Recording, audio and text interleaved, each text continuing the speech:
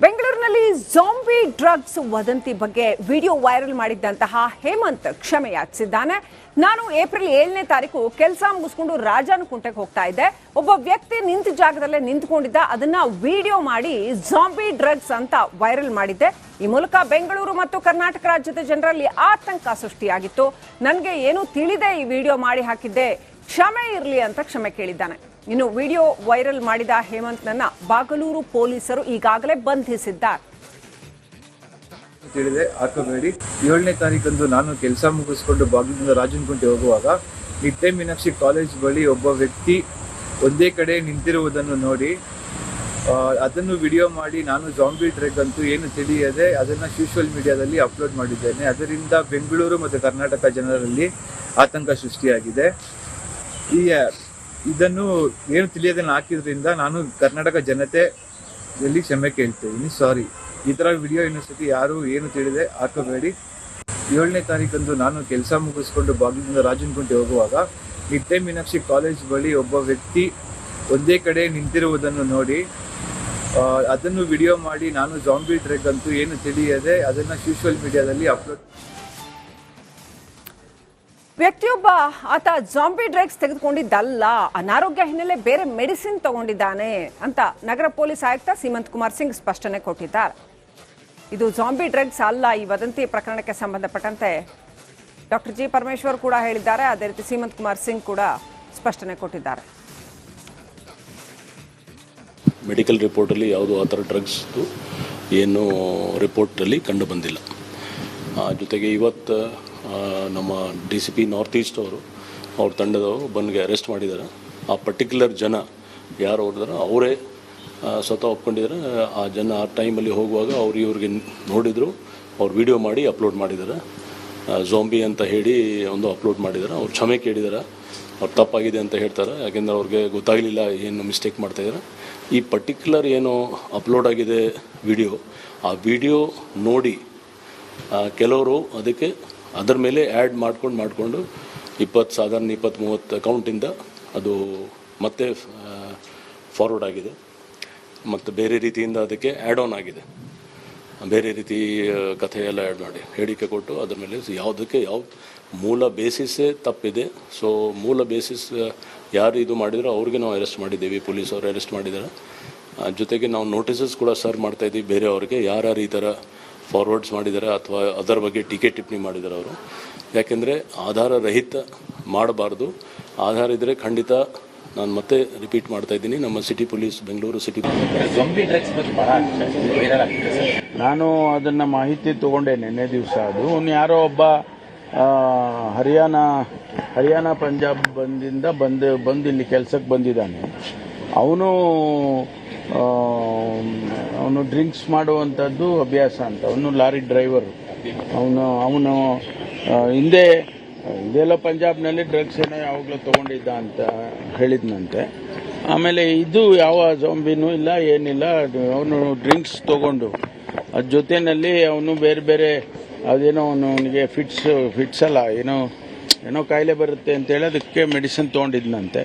ಅದ್ರ ಜೊತೆಯಲ್ಲಿ ಡ್ರಿಂಕ್ಸ್ ತೊಗೊಂಡಿದ್ದಾನೆ. ಹಾಗಾಗಿ ಸ್ವಲ್ಪ ಅವನಿಗೆ ಇದಾಗಿದೆ, ಎಫೆಕ್ಟ್ ಆಗಿದೆ.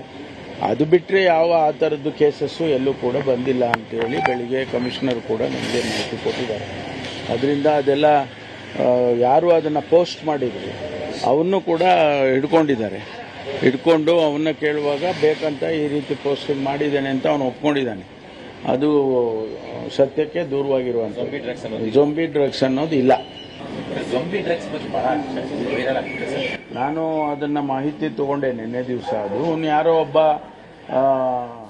ವೈರಲ್ ಮಾಡಿದ ಹೇಮಂತ್ನನ್ನ ಬಾಗಲೂರು ಪೊಲೀಸರು ಈಗಾಗಲೇ ಬಂಧಿಸಿದ್ದಾರೆ. ತಿಳಿದೆ ಹಾಕಬೇಡಿ. 7ನೇ ತಾರೀಕಂದು ನಾನು ಕೆಲಸ ಮುಗಿಸ್ಕೊಂಡು ಬಾಗಲೂರಿನಿಂದ ರಾಜನಕುಂಟೆ ಹೋಗುವಾಗ ನಿಟ್ಟೆ ಮೀನಾಕ್ಷಿ ಕಾಲೇಜ್ ಬಳಿ ಒಬ್ಬ ವ್ಯಕ್ತಿ ಒಂದೇ ಕಡೆ ನಿಂತಿರುವುದನ್ನು ನೋಡಿ ಅದನ್ನು ವಿಡಿಯೋ ಮಾಡಿ ನಾನು ಜಾಂಬಿ ಡ್ರಗ್ ಅಂತೂ ಏನು ತಿಳಿಯದೆ ಅದನ್ನು ಸೋಷಿಯಲ್ ಮೀಡಿಯಾದಲ್ಲಿ ಅಪ್ಲೋಡ್ ಮಾಡಿದ್ದೇನೆ. ಅದರಿಂದ ಬೆಂಗಳೂರು ಮತ್ತು ಕರ್ನಾಟಕ ಜನರಲ್ಲಿ ಆತಂಕ ಸೃಷ್ಟಿಯಾಗಿದೆ. ಇದನ್ನು ಏನು ತಿಳಿಯದೆ ಹಾಕಿದ್ರಿಂದ ನಾನು ಕರ್ನಾಟಕ ಜನತೆಯಲ್ಲಿ ಕ್ಷಮೆ ಕೇಳ್ತೀನಿ. ಸಾರಿ. ಈ ಥರ ವಿಡಿಯೋ ಇನ್ನೊಂದ್ಸತಿ ಯಾರು ಏನು ತಿಳಿದೆ ಹಾಕಬೇಡಿ.